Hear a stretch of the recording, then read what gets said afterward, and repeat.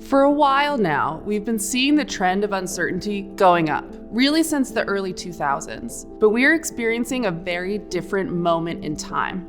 There are a number of disruptors that are creating a massive spike in uncertainty, exceeding levels that we saw at the beginning of the COVID-19 pandemic. This is requiring leaders and organizations to think differently about how they respond to the external environment and how you keep your workforce really moving forward and driving results. There are 3 things that we know you can do today to respond to that increased survive that a lot of people are feeling because of this uncertainty. The first is to think about how do you enhance the adaptability of your organization. First, you need to understand what your current baseline is. What are your strengths and where are your gaps when it comes to adaptability? And you also need to invest in your people.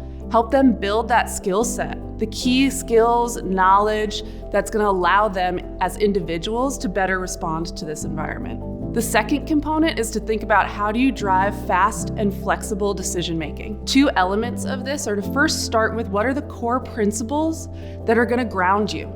No matter what the external environment throws at you, what are those things that you're going to hold true to use as your guiding light as you make decisions?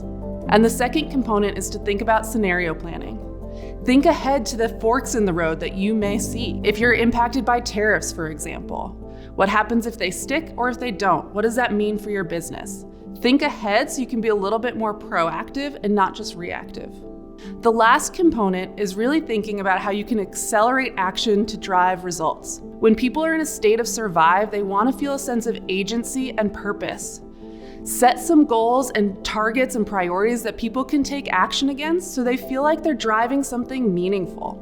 If you do these 3 things, you'll really start to mitigate a lot of the challenges that we're seeing with this spike in uncertainty today. And you're going to move your organization forward to achieve really meaningful, important business outcomes.